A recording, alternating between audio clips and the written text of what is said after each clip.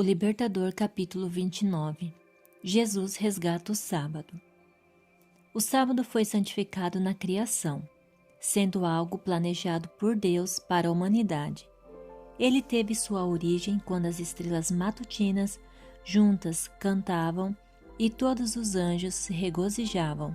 Jó 38, verso 7.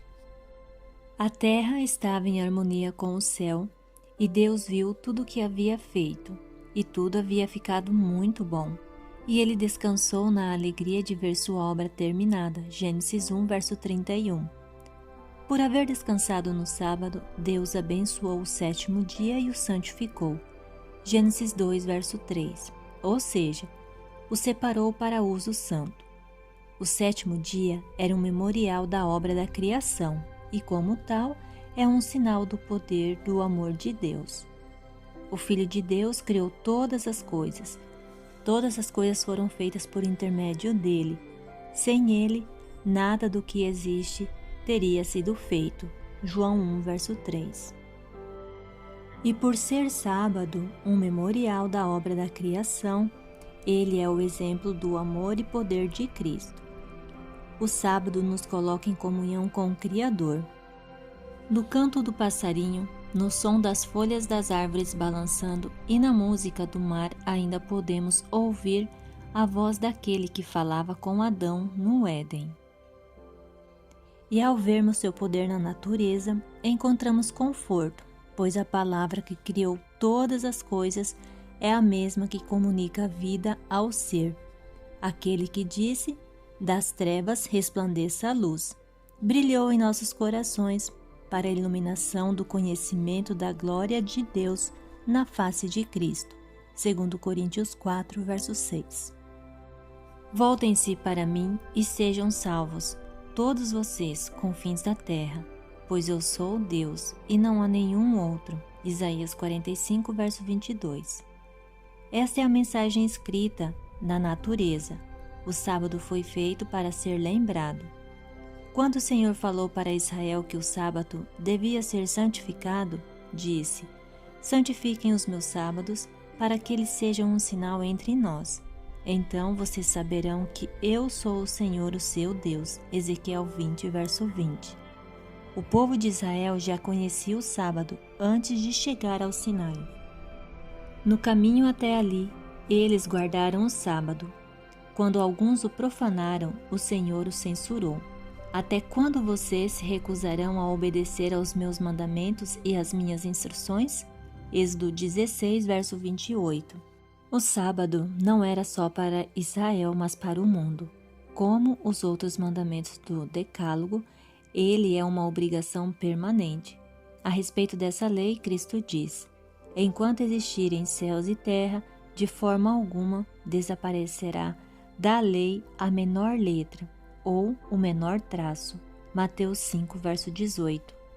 Enquanto os céus e a terra durarem, o sábado continuará sendo um sinal do poder do Criador. E quando o jardim do Éden outra vez florescer na terra, todos honrarão o santo e divino dia de descanso. De uma lua nova a outra, de um sábado a outro, toda a humanidade virá e se inclinará diante de mim, diz o Senhor. Isaías 66, verso 23. Sinal de verdadeira conversão. Para guardarem o sábado, homens e mulheres devem ser santos. Por meio da fé, eles precisam receber a justiça de Cristo. Quando Deus ordenou a Israel: "Lembra-te do dia de sábado para o santificá-lo", Êxodo 20, verso 8, o Senhor também lhes disse: "Vocês serão meu povo santo", Êxodo 22, verso 31. Quando os judeus se afastaram de Deus e fracassaram em se apoderar da justiça de Cristo, por meio da fé, o sábado perdeu significado para eles. Satanás trabalhou para corromper o sábado, porque esse dia é o sinal do poder de Cristo. Os líderes judeus envolveram o divino dia do descanso com pesadas exigências. Nos dias de Cristo, a observância do sábado refletiu o caráter de pessoas egoístas e arbitrárias, em vez do caráter do amoroso Pai Celestial. Os rabinos praticamente representavam a Deus como dando leis impossíveis de obedecer. Levavam as pessoas a olhar para Deus como um tirano e a pensar que o sábado tornava as pessoas duras de coração e cruéis. Cristo veio esclarecer esses mal-entendidos. Jesus não dava importância às exigências dos rabinos, mas seguia em frente guardando o sábado de acordo com a lei de Deus. Lição sabática. Um sábado, quando o Salvador e seus discípulos passavam por uma plantação de grãos já maduros, os discípulos começaram a apanhar espigas, esfregá-las com as mãos e então comer os grãos. Em qualquer outro dia, isso não provocaria comentários, pois uma pessoa que passasse por uma plantação, pomar ou vinha, tinha liberdade de apanhar o que quisesse comer. Deuteronômios 23, versos 24 e 25. No entanto, muitos acreditavam que fazer isso no sábado era profanar o santo dia. Apanhar as espigas equivalia a fazer uma colheita. Esfregá-las com as mãos para depois comer os grãos era considerado uma espécie de debulha. Os espiões imediatamente se queixaram a Jesus. Olha, porque eles estão fazendo o que não é permitido no sábado. Marcos 2, verso 24. Em Betesda, quando foi acusado de transgredir o sábado, Jesus se defendeu afirmando sua filiação de Deus e declarando que trabalhava em harmonia com o Pai. Agora que os discípulos foram atacados, ele mencionou exemplos do Antigo Testamento de coisas que as pessoas faziam no sábado, quando estavam a serviço de Deus.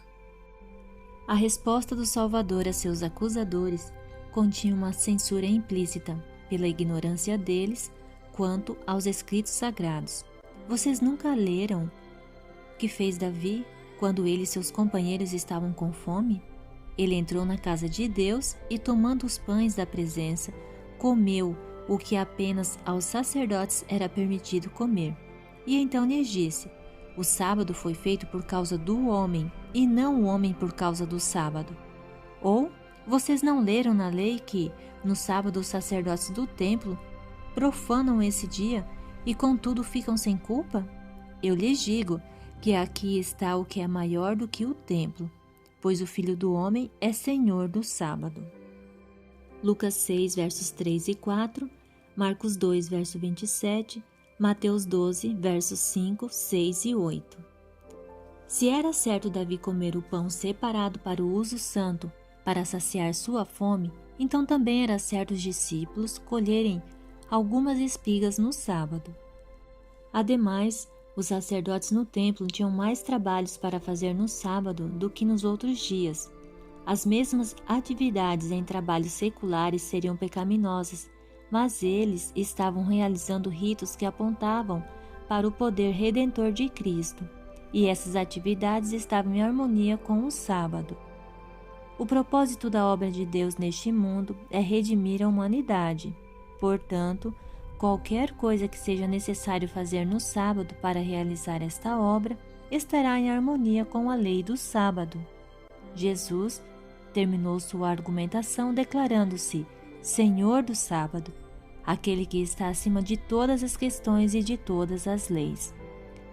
Esse juiz infinito absolveu os discípulos de qualquer culpa, apelando para as mesmas leis que foram acusados de violar. Jesus declarou que, em sua cegueira, seus adversários tinham se equivocado quanto aos propósitos do sábado. Ele disse: se vocês soubessem o que significa estas palavras, desejo misericórdia, não sacrifícios, não teriam condenado inocentes. Mateus 12, verso 7. Por serem destituídos de coração, seus ritos não conseguiam suprir a falta de integridade e do afetuoso amor que caracterizam o verdadeiro adorador de Deus. Jesus cura deliberadamente no sábado. Por si próprios, os sacrifícios não tinham qualquer valor. Eles eram um meio, não um fim. Seu objetivo era direcionar o povo ao Salvador, para que estivesse em harmonia com Deus. É o serviço do amor que Deus valoriza. Sem isso, meras cerimônias são ofensivas para ele. O mesmo ocorre com o sábado. Quando a mente fica absorta com ritos cansativos, o propósito do sábado é anulado. Observá-lo só exteriormente acaba sendo uma zombaria. Na sinagoga, em outro sábado, Jesus viu um homem que tinha a mão atrofiada. Os fariseus observavam, prontos para ver o que ele faria.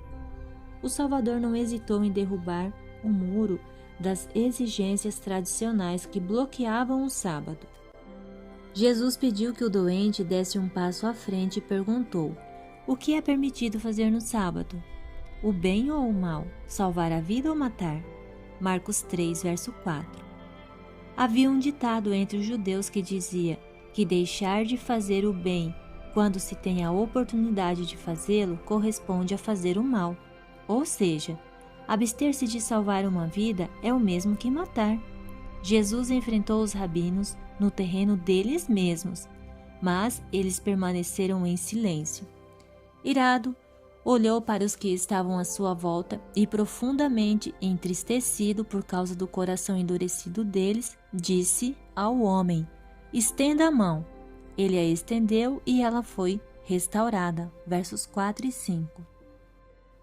Ao lhe perguntarem: é permitido curar no sábado? Jesus respondeu: qual de vocês, se tiver uma ovelha e ela cair num buraco no sábado, não irá pegá-la e tirá-la de lá? Quanto mais vale um homem do que uma ovelha. Portanto, é permitido fazer o bem no sábado. Mateus 12, versos 10 a 12. Maior preocupação com os animais. Os espiões não ousavam dar resposta a Cristo, pois sabiam que ele havia falado a verdade. Em vez de quebrar tradições, eles deixavam uma pessoa sofrer, ao passo que prestavam auxílio aos animais de carga porque, se não o fizessem, isso causaria prejuízo ao proprietário. Eles mostravam maior preocupação com os animais do que com os seres humanos. Isso ilustra como todas as religiões falsas funcionam. Elas criam no homem o desejo humano de se exaltar acima de Deus, mas o resultado é degradá-lo, abaixo dos animais. Toda religião falsa ensina seus adeptos a serem descuidados quanto às necessidades, sofrimentos e direitos humanos. O Evangelho dá alto valor à humanidade por ter sido adquirida pelo sangue de Cristo. Isso nos ensina a olhar com carinho para as necessidades e sofrimentos humanos. Isaías 13, verso 12. Os fariseus estavam perseguindo Jesus com ódio implacável. Enquanto ele salvava vidas e trazia felicidade para um grande número de pessoas, era melhor matar no sábado, como eles estavam planejando fazer, ou curar os sofredores como ele tinha feito. Ao curar a mão atrofiada, Jesus condenou o costume dos judeus e colocou o quarto mandamento no lugar estipulado por Deus. É permitido fazer o bem no sábado. Ele declarou.